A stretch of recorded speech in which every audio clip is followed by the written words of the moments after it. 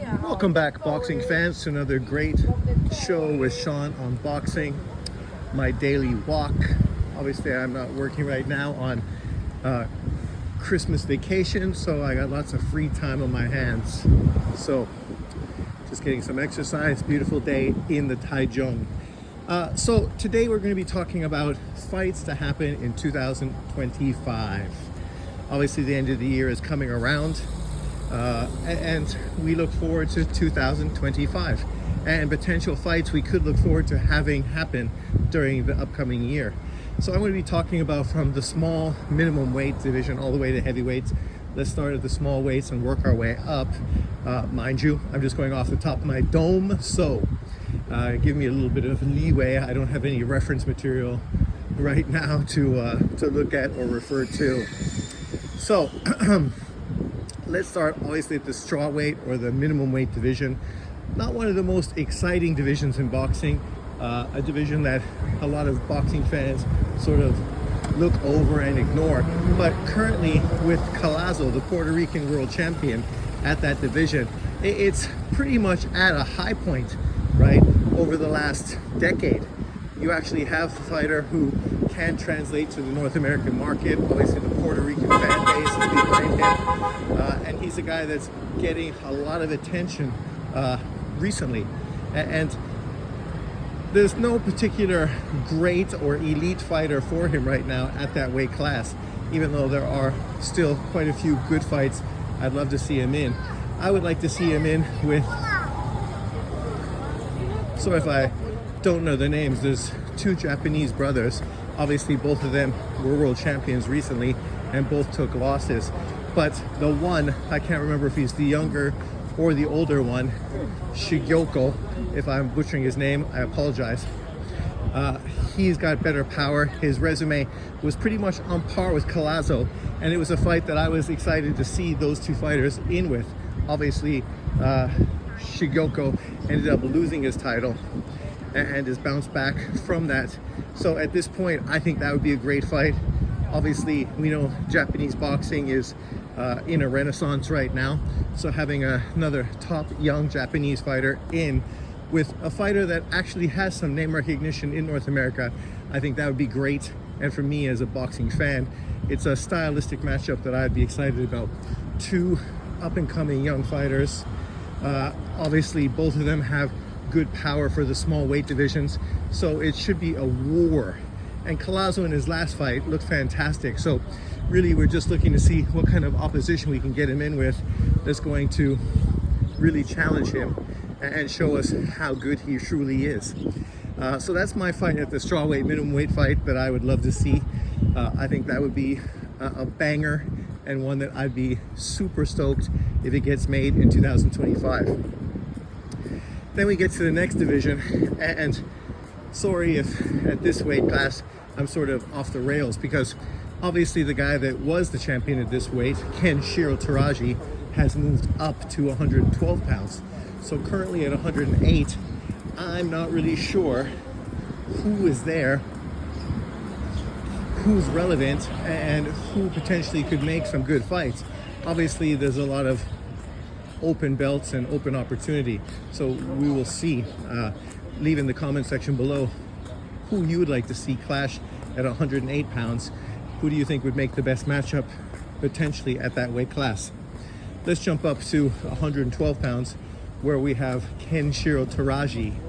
Kenshiro Teraji, one of the best fighters in boxing today, a guy who, if not in the top 10 on a pound for pound list, is right there on the cusp of being on the pound for pound list.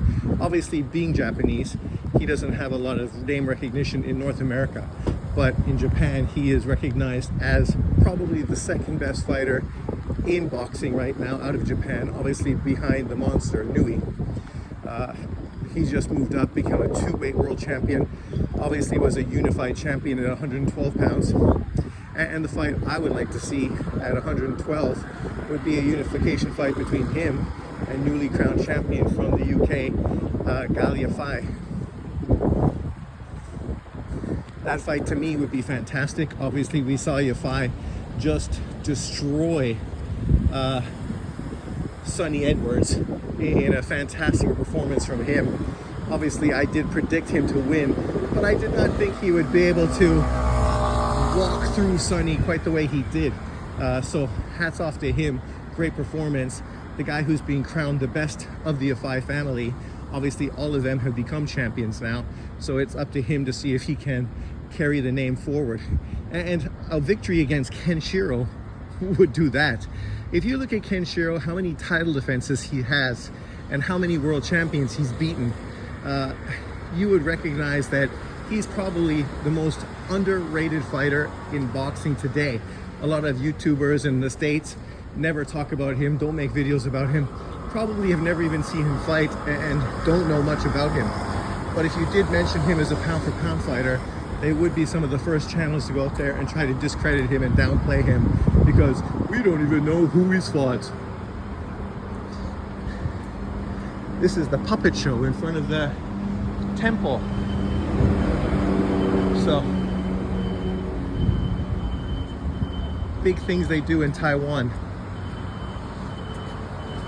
I'm not exactly sure why it would be happening right now because they don't celebrate Christmas, and obviously it's a Shinto temple. I think that's what it is, or if not Shinto, it just escapes me right now. But obviously a traditional Taiwanese religion.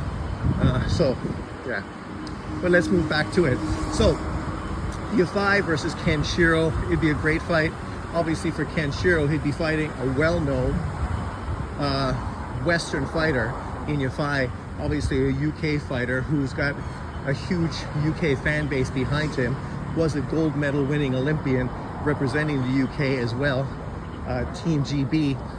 So that would be probably the biggest name in his career, even though it's not necessarily the best fighter he's faced, but obviously the name that would be recognized by the majority of boxing fans globally, more than maybe some of the people he's fought already. So that's a fight I would love to see. I hope to see Kenshiro really get some good victories at 112 and then eventually move up to 115 to try to become a three-weight world champion, to continue pushing himself and his legacy forward. And starting by beating Yafai would be a great step towards that. And is the kind of win that would potentially elevate him into the pound for pound top 10 list. When you think about what he's done in conjunction to a guy like, say, a Tank Davis or Shakur Stevenson or even a Teofimo Lopez, even a Junto Nakatani, even a Bam Rodriguez, right? He's truthfully done more than every single fighter I just mentioned as far as the titles won, unifications, and champions beaten. So he is definitely somebody that boxing fans should be paying attention to. And he's at that point of his career where it's now or never, as they like to say. So then we move to 115 pounds, where obviously Bam Rodriguez is the killer. We know that Ioka is going to be fighting Puma in a revenge match. Historically, Ioka has done very well in revenge matches. We'll see if he can duplicate it this time, even though he is older, at 36, 37 years old. So, you know, there's only so long that that kind of scenario is going to work for you. We'll see if it continues to work for him. If he can get a victory versus Puma, I would love to see Ioka versus Roman Chocolatito Gonzalez. And I know Bam is obviously the name in the division, but when we think of a matchup that would be far more competitive and far more exciting, a unification fight between Ioka and Chocolatito would obviously be a far more intriguing matchup. Both guys are 36, 37 years old. Both are future Hall of Famers. Both have great legacies. Both are four-weight world champions. So it's a no-brainer to do that. Obviously, we know Roman Gonzalez made his name initially fighting out of Japan, and so is very well respected in Japan and by Japanese boxers. So that match is just a no-brainer as far as I'm concerned. Some other people who maybe are haters, maybe they'd prefer to see Roman Gonzalez fight Bam, so they can hopefully see Bam knock Roman Gonzalez out. Unfortunately, a lot of people support boxing only to try to downplay and dismiss fighters. And so this would be the perfect opportunity for them to continue to do that towards Roman Gonzalez, who for some reason they really have a hate for, only because he's done great things in the sport of boxing and has gotten a fair amount of praise for doing it, which for small weight fighters is not the norm. Prior to Roman Gonzalez, you probably have to go back to Michael Carbajal, the US Olympic gold medalist, who was one of the best small weight fighters in history, before we actually had people pay attention to these smaller weights. And now, of course, since Roman Gonzalez, you have Junto Nakatani, Bam Rodriguez, Inoue, obviously up-and-comers like Ken Shiro and others. So he's really sort of shined a light on these smaller divisions. So congratulations to him. I would love the Ioka fight. I think it's a fight that would just be perfect. And then the winner of that could then go on and face Bam Rodriguez for undisputed at 115 pounds. What could be better than that? If Bam is then going to go beat one of the old guys again, at least he's done it against a guy who's a unified champion coming off of a legacy victory, right? So it'd be even more significant to his career as well.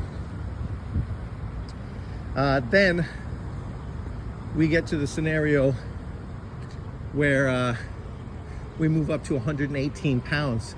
At this weight class, unfortunately, the fight that most people were hoping for, which would have been a Junto Nakatani Inoue fight with Inoue's brother, which would have been a great precursor for building up a historic Japanese fight between Junto and Inoue, unfortunately can't happen because Inoue's brother got beat by Tatsumi, a hard-punching, aggressive fighter, but skill-wise somebody that I thought Inoue would be too classy for.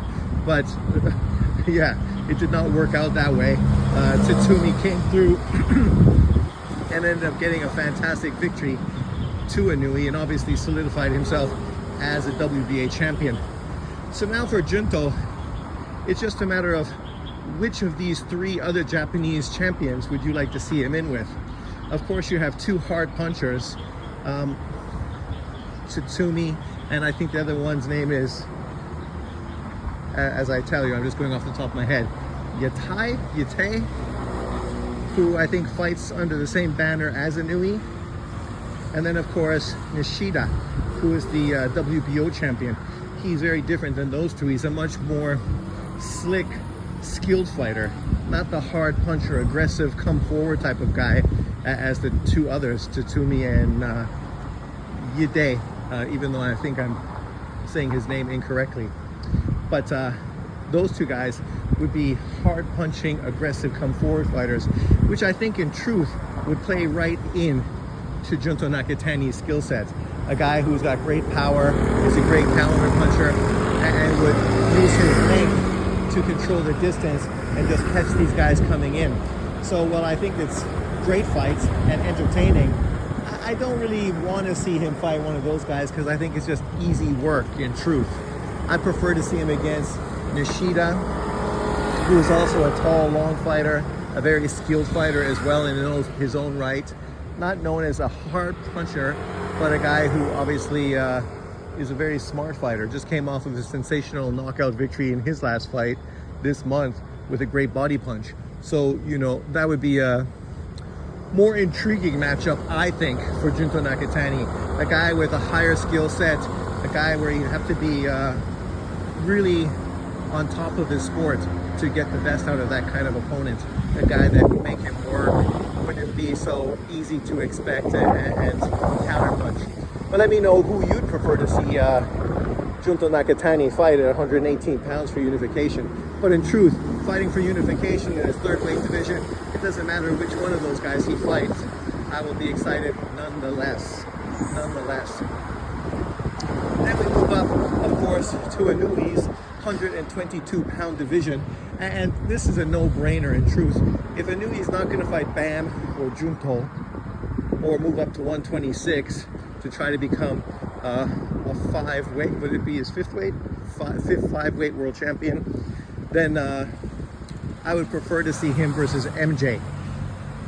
Obviously, MJ is a gold medal Uzbekistani Olympian, a guy who was a unified champion at 122 pounds already, ended up getting beat by Marlon Tapales in a bit of a surprising upset, has since bounced back and looked great in his bounce back fights.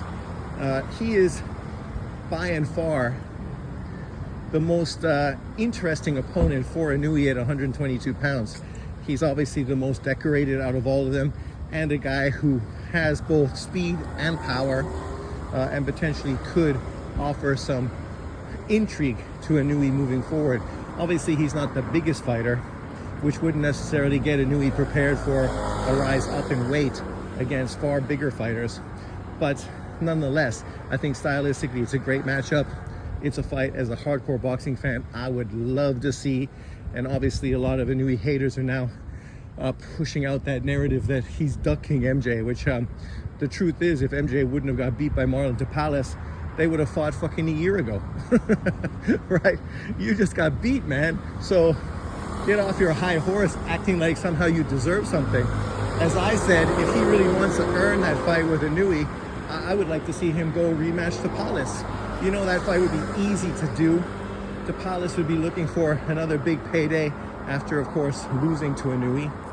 And the fight he would feel pretty confident about jumping in, especially considering he won the first time around.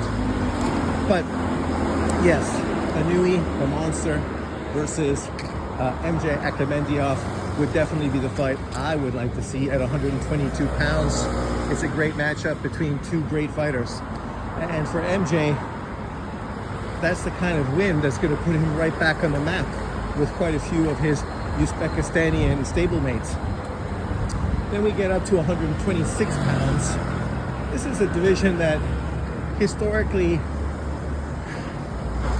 has good fighters, but has never really had great fighters, right? Even when they had great fighters, those great fighters never really did anything at the division, only using it really as a stepping stone forward in their careers. Example, Shakur Stevenson and Navarrete and fighters of that nature who won titles and then moved up to 130 pounds, didn't unify, didn't take on the other great opponents.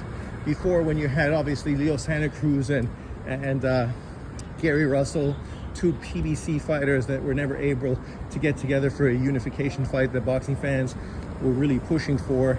And even today it's similar. We have 4 champions and people all have their favorites, but in truth, which one of these guys is really considered the best? None of them have really done anything. Espinoza, by beating Robsy Ramirez, especially with his sensational performance the second time around, probably has elevated himself to number 1 in that division. Then you have Figueroa, who in truth has been far too inactive, but that's because he's part of the PBC. So you're lucky if you get 1 fight a year. He's going to be fighting Stephen Fulton in a fight I expect him to win in the revenge second matchup. And then you have Ball, who's probably the biggest name out of any opponent in the division. Obviously a UK fighter with that UK fan base behind him. And then you have Angelo Leo, who's a good fighter, but at this point I still think there's questions about really how good is he? Who's he really beaten? I know he beat Lopez, but who ever thought that Lopez was a great fighter, right? Nobody ever thought Lopez was the best fighter in that division either. So that division to me is kind of like what the 154 pound division was. A lot of fighters in it, and the titles just flip-flop from one fighter to another whenever these guys match up. They're all basically on the same level. None of them are exceptional or you know, elite. So any of them potentially could beat the other ones depending on whatever style matchups they may be involved in. I think the one fight I would like to see at that weight class, and I know it's never going to happen, but that would be Espinoza versus Funduro. Two long, aggressive, volume punchers. I mean, I just think that fight is made to be a war, right? Because Funduro obviously has looked good the last time we saw him, powerful and better than he did at 122 pounds.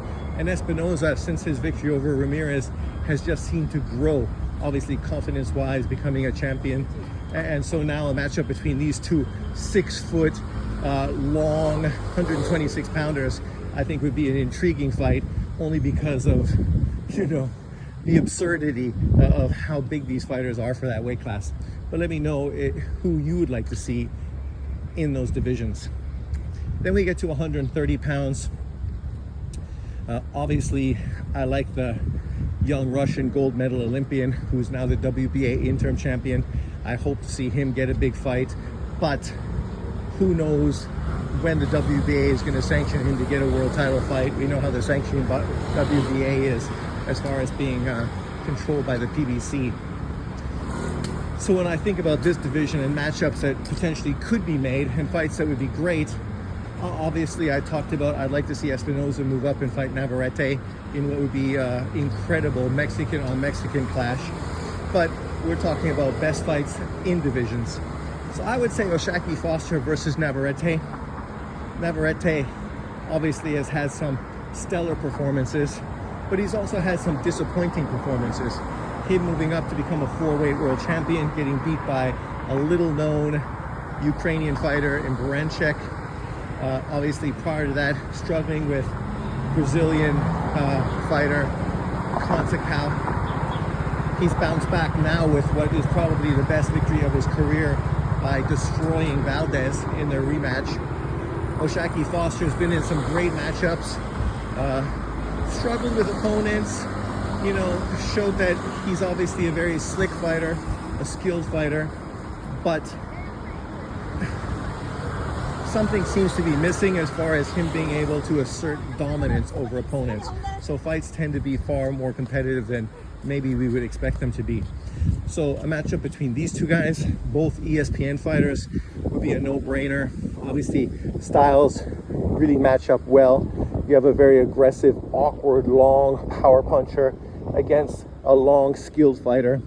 You know that O'Shaquie is going to try to control distance behind his jab, but Navarrete is not the conventional power puncher, volume puncher who struggles to get past the jab to land his shots and get on the inside. He's a guy, because of his awkwardness and length, can counter from the outside, right? So, you know, it's a really different kind of opponent for O'Shaquie Foster.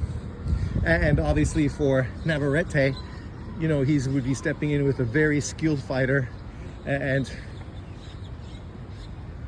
I'm not sure who the most skilled fighter he's been in with in his career is. I guess maybe Conceição, who was an Olympian. I think a silver medal Olympian, obviously was in good fights, competitive fights, having a draw with Navarrete, getting a victory against O'Shaquie, even though most people feel it was a robbery. But was still competitive in both of those fights, even though he's a low volume fighter who is not much of an offensive threat. So it's a real different matchup and a fight that would be very intriguing. Obviously in the US, this fight would be really pushed because of the racial dynamic. And you know, people in the States love a good racial dynamic, right? So they can talk about how Black Americans are dominant or how Mexicans are dominant, right? Depending on who's able to win the fight. But regardless, it's a great clash and a great matchup. It's a unification fight at 130 pounds. And isn't that exactly what we ask for out of all champions? Stepping up and trying to take on other world champions to prove themselves. Then we get to the 135 pound division. Obviously we know that Shakur is supposed to be fighting what's his face, Zepeda, in what should be a really intriguing matchup. We know that Tank Davis is taking on another 130 pound world champion. I don't know how intriguing anybody is by that matchup, but obviously that fight looks like it might be called off or delayed some more. God only knows what's going on with Tank Davis's career. He's definitely not helping build his legacy with this inactivity. And then of course there's questions about Lomachenko and what he's going to do in his career. There's been speculation that he may retire, but prior to that conversation about retirement, there was a conversation about a fight between him and Tank Davis. legacy-wise, obviously a Tank Davis, Shakur Stevenson fight is the fight to make, right? Two prime elite fighters taking each other on for unification at this time of their career. It would be a huge legacy fight for whoever was able to win. And even if it was competitive and you could push for a rematch or whatever the situation is, it's a really win-win for those two fighters taking on that level of opponent. But in saying that, the fight I would still like to see is Vasily Lomachenko versus Tank Davis. Obviously, Vasily is 37 years old. He's not the 130-pound Lomachenko that we fell in love with. Obviously, he's older, has come through some hurdles, and had a few slaps in the head to wake him up to really the boxing and what boxing is all about. But I just think it's a great matchup. It's a fight, obviously, I wanted years ago, and Tank Davis and his team blatantly ducked the fight. So I would love to see it now. I do think that Lomachenko is skilled enough, smart enough, that even if he loses a fight with Tank Davis, he's not going to get knocked out, and he's not going to get fucking blown away like some people anticipate, obviously because of their fanboyism. Because Tank Davis has never been in the ring with somebody that had Lomachenko's skill set, right? The way he's able to feint his engine, his gas tank, his volume against a hard counterpuncher like Tank Davis, his volume might come down, and obviously it's come down in age as well. But I still think he's a very tough opponent for Tank Davis. Obviously, Tank Davis is super explosive, and it only takes one counterpunch to end the fight. And so you could see the fight being very intriguing, very dangerous throughout.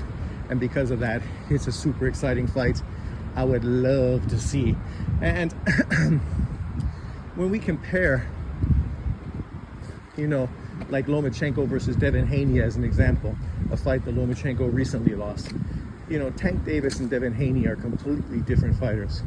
One, I won't say he's a weight bully, but obviously was probably 20 pounds bigger than Lomachenko on fight night. So obviously had a huge size advantage against Lomachenko, something Tank Davis isn't going to have because he's not a very big 135 pounder.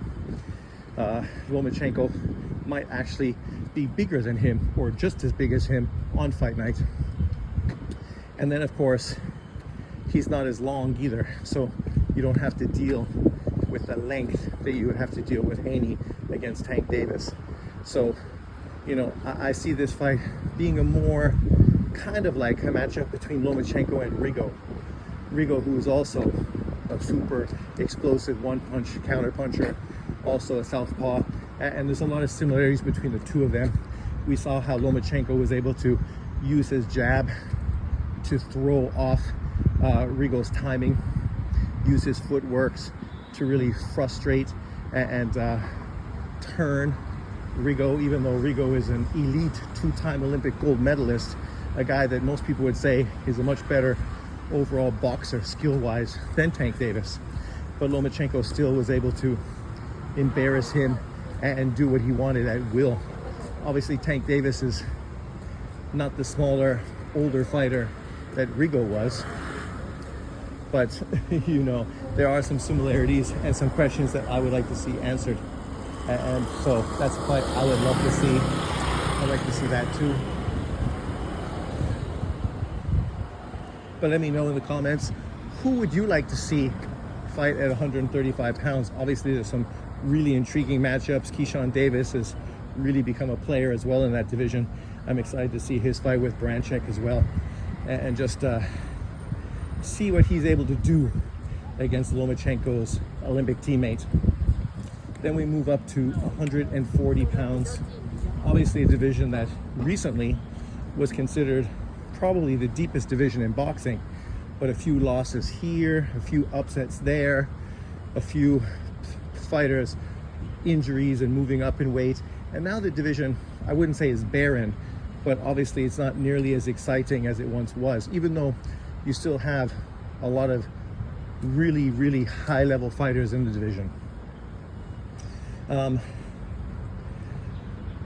I know that Tio is going to be fighting Subriel Matias, which obviously is a great fight. It would have been better if it was for unification, but unfortunately that has come and gone.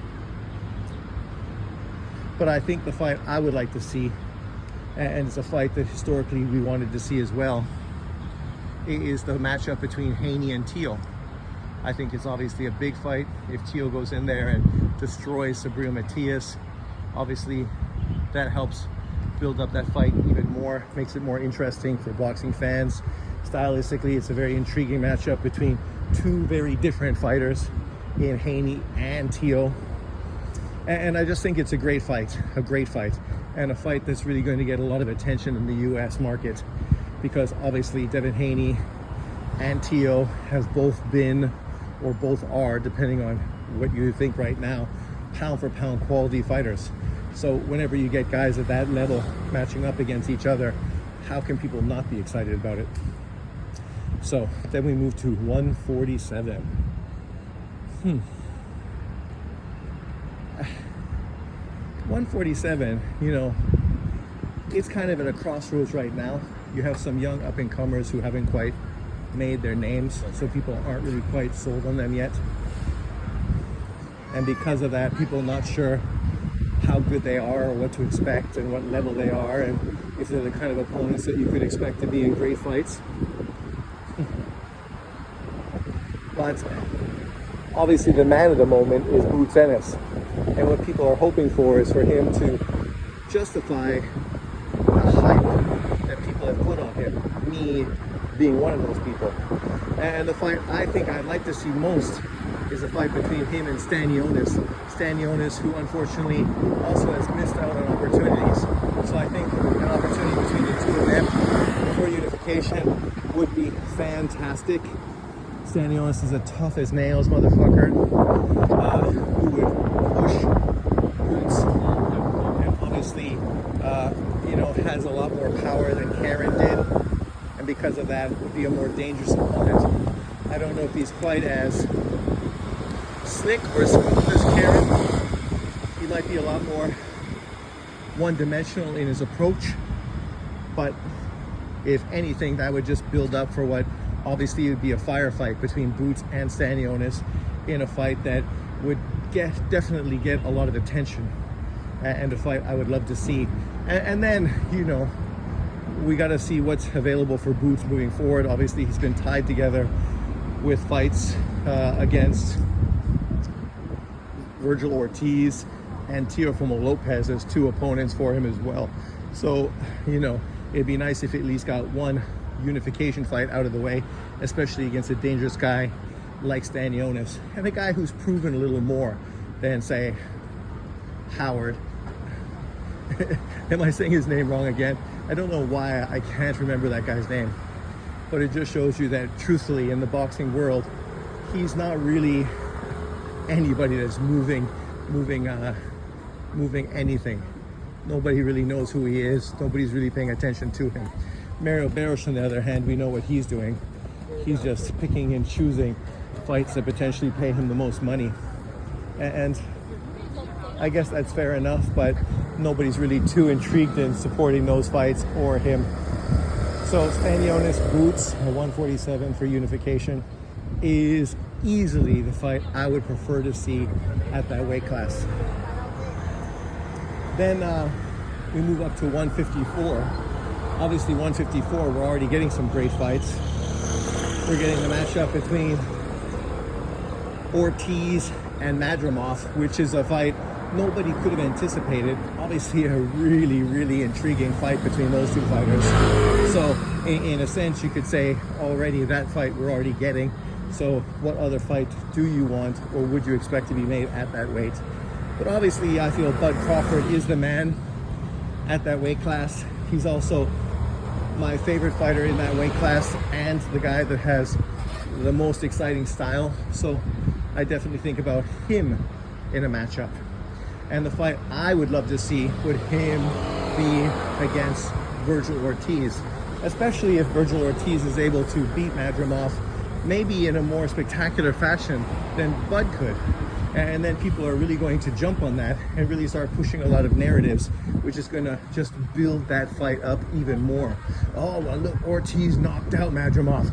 Bud Crawford struggled with him. He lost to him. He was exposed by him. So, you know, if you follow that train of thought, you can see how a fight between those two would really build up and be something spectacular. Spectacular.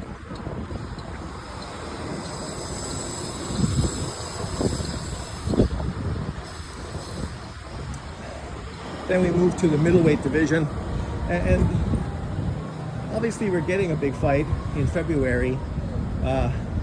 Adames defending his WBC title with my man Hamza Shiraz from the UK, who I'm really excited about. But ultimately the fight I would like to see would be Hamza Shiraz versus Janibek for unification. You know, if Hamza Shiraz can beat Adames, like I think he will, and become the WBC champion, then a 3-belt unification fight between him and Janibek would be great. And obviously the Saudis would be behind it, so both guys would financially be treated very well.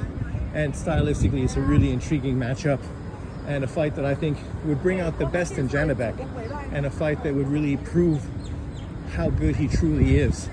And this doesn't dismiss and downplay Hamza Shiraz, because I'm super impressed by him. He is one of my favorite fighters at 160 pounds, and a guy that I would love to see go on and do big things in that weight class. And if one of those is beating Janibek to become a 3-belt unified champion, hey, all the better. Then we move to 168 pounds. From what I heard, Mbilli is going to be fighting his countryman, if he agrees to it. How do I say his name? Short, power punching French fighter. Sorry, his name escapes me right now. But that's a great fight. Obviously, 2 power punching French fighters matching up in France. That will be a fight that people will really get a lot of attention to. In the States, not so much. Obviously, any fight with Canelo is a big fight. But at this point, I think one of these other guys needs to do something to significantly build themselves up to a point where those fights are that much more interesting. So like say, if you know, Pachenko was to beat a Berlanga, or Berlanga was to beat a Caleb Plant, or Munguia came back and got a victory after getting knocked out and then beat somebody else like a Charlo, a Plant, a Berlanga, then obviously those guys would be much more marketable and intriguing opponents for Canelo. But at this point, because none of those fighters are really at that level, I would like to see a fight between some of these up-and-comers. We did think we were going to get the Mbilli Munguia fight, but obviously that's off the table right now. I would love to see Ulysses Iglesias, the Cuban fighter, get a big fight as well, because he's a super exciting fighter that definitely deserves to get some credit and get some attention based on how sensational he's looked in such a short career. Then you got Pachenko and Mbilli as well, who are super exciting fighters. The question is, could we expect Pachenko against any of those fighters? I don't know if we could. I don't know if it's viable or something realistic. Iglesias obviously is a guy who's promoted in Germany, fights in Europe. Mbilli and Pachenko may be a fight that's doable. And, you know, well, it's a great fight and a fight I would love to see. I don't know if it generates enough money or buzz for fans to really be supportive of the fight. Even though I think that's the fight I would prefer now that the Munguia-Mbilli fight has fallen off the table. I really like Pachenko. I think he's probably got the most upside out of any of these up-and-coming fighters. And so putting him in with a tough, rugged, aggressive puncher like Mbilli, who people have been impressed with, I think would be a good fight. But in truth, I think Pachenko beats Mbilli easily. That's why I like the Munguia fight more, because I felt Munguia is more limited, and because of his limitations, and then Billy Munguia fight would just have been far more exciting. Whereas I think Pacheco is the class of that group. The outlier maybe being Iglesias, who obviously coming from the Cuba school of boxing, you know, potentially has a lot more than we've seen. Then we move to 175. We're already getting the two best fights at that division. Bivol Beterbiev rematch and Noral versus Benavidez. So the clear fight to have would be the winner of those two fights, match up for undisputed. Obviously it'd be a big fight and the most significant fight in that weight class. Then we move to a cruiserweight division. Obviously that class is easy as well. That would be Cejo Batalla versus Zurdo for unification. That would be a 3-belt unification fight. And obviously for both of them, it is a legacy fight and the best opponent they've been in with. And maybe the winner ends up getting a Usyk fight down the road. You never know.